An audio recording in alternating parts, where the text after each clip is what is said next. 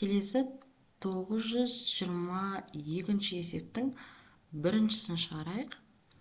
Текшенің қырының ұзындығы 2 см. Текшенің барлық жақтарының ауданын табыңыз. Барлық жағының ауданы дегеніміз ол шаршының ауданы, яғни S-ті көбейтеміз. Дәл сондайдан алтау бар. Көбейтілген 6-ға тең болады.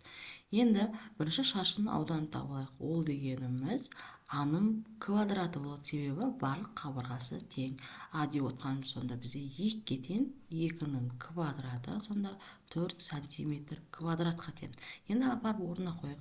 Сонда барлық жағының ауданы ол 4 см квадрат көбейтілген 6-ға тең. Сонда нәтижесі 24 см квадратқа тең болады екен. Келесі екіншісін шығарайық.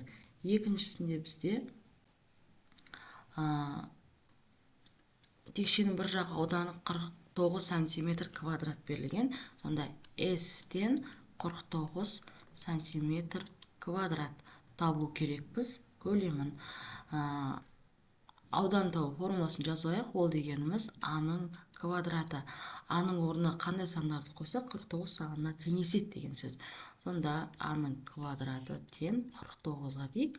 Сонда бізде А деп отқанымыз 7-ге тең, яғни 7-ның квадраты 49-ға тең екен. Енді көлемін табайық. В тең А-ның 3-ші дәрежесі, яғни 7 санын 3 рет көбейткенге тең екен. Ол дегеніміз сонда бізде 343 сантиметрге тең болады көлемі. Келесі үшіншісін шығарайық. Текшенің көлемі берілген 27 см кубқа. Енді текшенің жағы, яғни АБС-да шаршының ауданын табыңыздар дейді. Яғни S-ті табамыз. Сонда көлем табу формуласын жазамын. Ол А-ның 3-ші дәрежесі, 27 саны қандай санның 3-ші дәрежесі соны табамыз. Сонда А тең ол бізде 3 сантиметрге болады. Енді орнына апарып қойайық. S-тен А-ның квадраты, ол деп отқанымыз 3-тің квадраты, нәтижесі 9 сантиметр квадратқа тең екен. Келесі 923 есептің біріншісін шығарайық. АБС-ды шаршысының АС және БД диагоналдарын ұзындығын табыңыздар дейді. Яғни бұны линейка арқылы өлшеп көресіздер. Ол бізде АС мен БД тең болады. Линейкамен өлшірген кезде 26 миллиметрге тең болды. Ол деп отқанымыз 2,6 сантиметрге тең екен. Келесі АД қабырғасының ұзындығы берілген. Текшенің көлемін АБС-ды төртбұрышының ауданын табыңыздар дейді. Бірінші көлемін табайық. Ол дегеніміз 0,8-ді 3 рет көбейткенге тең. Көбейтеміз 0,8. Нәтижесі тең болады 0,512 сантиметрге. Екінші ауданын табу керек біз. S тең болады 0,8-ді 2 рет көбейтеміз енді. Оның нәтижесі тең болады 0,164-ге.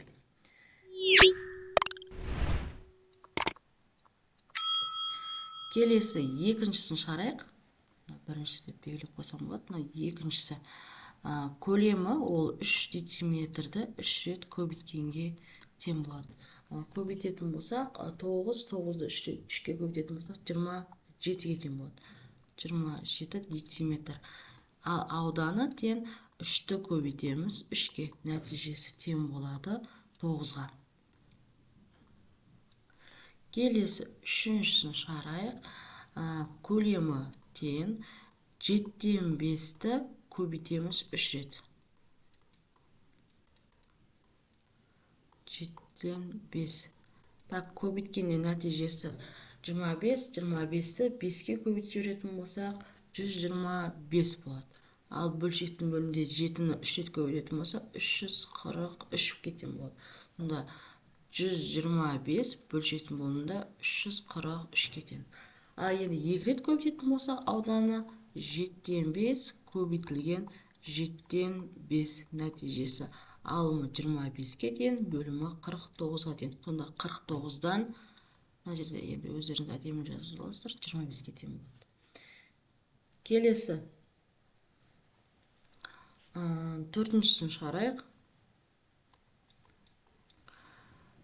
Көлемі тең 1,3-тен 2 көбейтілген 1,3-тен 2 көбейтілген 1,3-тен 2.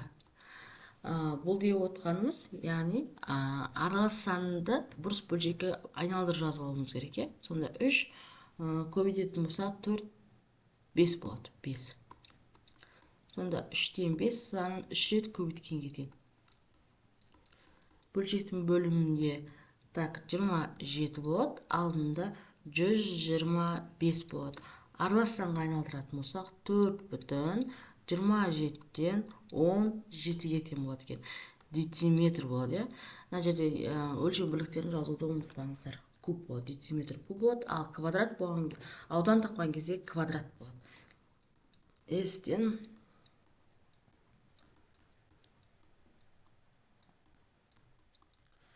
3-тен 5-ті көбейтеміз 3-тен 5-ке.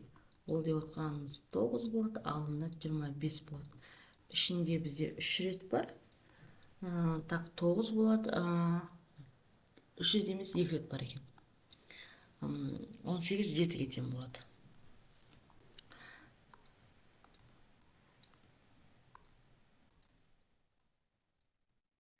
Келесі көлемін табайық. В-тен 3,4-ті көбейтеміз 3 рет. Оның нәтижесі тең болады 39,304 сантиметр куб. Келесі S-ті табатын болса, 3,4-ті көбейтеміз 3,4-ке. Нәтижесі тең болады 11,156 сантиметр квадратқа.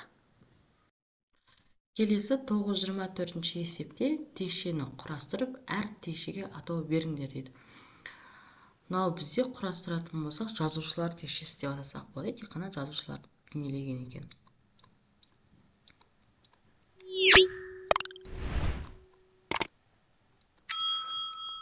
Текшесі.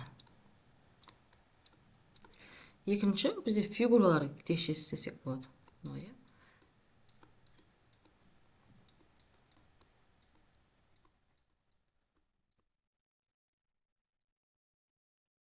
Келесін сандар текшесі деп атасақ болады.